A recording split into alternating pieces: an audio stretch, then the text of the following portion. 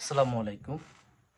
একটা এই ভিডিওটা হঠাৎ করে বানানো একটা টিকটক দেখতেছিলাম আমি। মানে একটা টিকটক আমার সামনে আসছে যে ডুয়েটের একটা টিচার হয়েছিল মেয়েটি। সেই মেয়েটিকে টিকটক করার কারণে তাকে কি করা হয় নাই, ডুয়েটে টিচারে দেওয়া হয় নাই। চান্স পাওয়ার পরে বা সবকিছু ঠিকঠাক হয়ে যাওয়ার পরেও সেই ডুয়েটে পড়াইতে পারে নাই। ওকে। এখন সে কিন্তু মানে ইউএসএ বলেন বা কোনো একটা কান্ট্রিতে মানে ফুল স্কলারশিপ নিয়ে পড়াশোনা করতেছে, আমার এতে কোনো প্রবলেম নাই। কিন্তু এখানে একটা মেয়ে বলতেছে যে যারা আন্দোলন করছেন, যারা এটার জন্য করছেন, আপনারা কি যাইতে পারবেন? ভাই, কারো যাওয়ার দরকার নাই। আমার প্রথম কথা হইলো, আমিও এই দেশে পড়াশোনা করতেছি আজকে 3 বছর। আমি দেখি না আমার কোনো টিচারের টিকটক আছে। আমি কখনোই দেখি নাই। রিসেন্টলি আমার এক টিচার আমাদেরকে টিকটকের রেভিনিউ শিখাচ্ছে, কিভাবে ডিজিটাল মার্কেটিংটা হচ্ছে সেটা শিখাচ্ছে। তো তার কোনো অ্যাকাউন্টই নেই, সে টিকটক শেখাচ্ছে, টিকটক দিয়ে আমাদেরকে রেভিনিউটা পড়াচ্ছে, দেখাচ্ছে রেভিনিউটা কিভাবে কালেক্ট করে। সো এই দেশের টিচাররা টিচার না, শুধু বাংলাদেশের টিচাররাই শুধু টিচার হইতে হবে তাই না?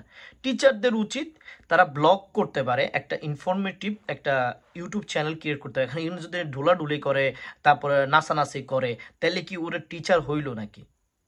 টিচারের হইতে হবে যে ইনফরমেটিভ ভিডিও বানাইতো। যদি আজকে এই মেয়েটা যদি ইনফরমেটিভ ভিডিও বানাইতো, ও যে এত পড়াশোনা করছে, এত কিছু জানে, এটা নিয়ে জানাইতো, তো উনার কোমর ডুলানোর যদি এতই শখ থাকতো, তাহলে উনি এই কোমর কেন ডুলাইতে হইব ভাই? টিকটক বানাইতে বানান, আপনি ভাল লাগে আপনি টিকটক বানান, তা আপনি কোমর ডুলানোর ভিডিও বানান কি কারণে? আপনি টিকটকের ভিতরে ইনফরমেশন দেন, ইনফরমেশন দিয়ে কাজ করেন, তাহলে তো হয়ে গেল। তাহলে তো আপনার তো টিচিং তো বাদ যাইতো না।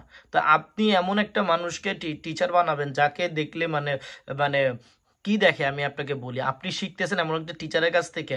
আর এই মহিলাকে ওই যে বস্তির ছেলেমেয়েরাও স্কলিং করে, বস্তির ছেলেমেয়েরাও বলবে হলো যে এইটা ওইটা ওইটা সেটা সেটা বলবে। তখন আপনার কাছে মনে হবে আপনি যে টিচারের কাছে পড়তেছেন ওর কাছে শিখার কিছু আছে। আমি এই দেশে 3 বছর পড়াশোনা করতেছি, আমি আমার টিচারদের এত হাম্বলনেস দেখছি, এত কাইন্ডনেস দেখছি, কোনোদিন দেখি নাই কোনো একটা মিডিয়ার সাথে তারা যুক্ত আছে।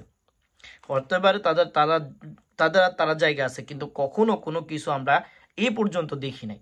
সো আমি বলতে পারি একটা কনফিডেন্সিয়াল জিনিসটাও আছে, টিচারদের লেভেলও আলাদা আলহামদুলিল্লাহ। সো আমার কাছে মনে হয় আপনারা যারা এগুলাকে মানে ভুল প্রমাণিত করতে চান, এগুলো ভুল প্রমাণিত করার কোনো দরকার নাই। যারা এতে পদত্যাগ করানোর জন্য দাবি করছে তারা আসলেই রাইট, তারা জনগণ না, তারা আসলে মানুষ, তারা বুঝে।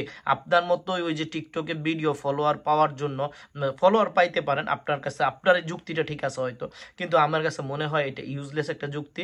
আপনার টিচার আপনার, এখন আমি সহজ কথা বলি, আপনি তো একজন মায়ের গর্ভের সন্তান, আর আপনার মা টিকটকে নাচলো, বস্তির ছেলেও আপনার মার স্কলিং করতেছে, এবং ওই যে কি জন্য বলে পায়খানায়, মানে পায়খানার ভিতরে যায় স্কলিং করতেছে, তারপরে অন্ধকারে স্কলিং করতেছে, আলোতে স্কলিং করতেছে, আপনার মা নাচতেছে, তাহলে এখন এটা আপনার কাছে কেমন লাগবে?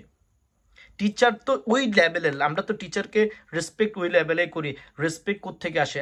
বাবা মার পর থেকে কিন্তু টিচার। তো টিচারের যে রেসপেক্ট অবশ্যই প্যারেন্ট না বললেও শিক্ষা যোগ্যতার মানে তারা এডুকেশনাল প্যারেন্ট। এটা কি কিসের প্যারেন্ট? Educational teacher parent. আমি মনে করি তার টিচার লেভেলে তারা প্যারেন্ট আমাদের। তো যারা টিচিং করবে, তারা যদি আমাদের ওই প্যারেন্টের জায়গা থেকে আদর্শবান না হইতে পারে, আমরা যদি আদর্শ গ্রহণ করতে না পারি, তাহলে তো মনে হবে না আমাদের দেশের শিক্ষা ব্যবস্থা আছে। তাহলে এমনটা যদি হইতো, মার্ক জোকারবার্গ ফেসবুক বানাইছে, সে প্রত্যেকদিন ফেসবুকে এসে নাচানাচি করতো, আপনারা নাচানাচি করতেছেন আমরা দেখতেছি, ঠিক আছে এটাই। তারপরে টিকটক যে বানাইছে সেও এসে টিকটকে নাচানাচি করতো। টিকটক বানাইছে, কিছু মানুষ ইউজ করবে, কিছু মানুষ এনজয় করবে, কিন্তু টিচারদের জায়গা টিকটক ইউজ করে তারা যেভাবে, আমার টিচার আমাকে পড়াইছে রেভিনিউ কিভাবে কালেক্ট করে, রেভিনিউ কিভাবে হয়, টিকটক কিভাবে ইনকাম করে, টিকটকের কি কি সিস্টেম আছে, ডিজিটাল ইকোনমি আমাদেরকে শিখাইছে, ডিজিটাল ই কমার্স আমাদের শিখাইছে। সো এইটা আমি আপনাকে বলতে পারি। আপনি উল্টাপাল্টা এসে একটা কথা বলে দিলেন আর হয়ে গেল, এমনটা তো না হইতে পারে ভাই। শুধু শুধু এক পক্ষে দিয়ে চিন্তা করলেন, ওরা পাঠাইছেন সে মেয়ে ভাই, সেই মেয়ে যদি ওই দেশে যায়, ওই দেশে যাওয়ার পরে টিকটক করে নাচানাচি করে কি করতে পারবে? হ্যাঁ, তারা অ্যাপ্রিসিয়েট করে,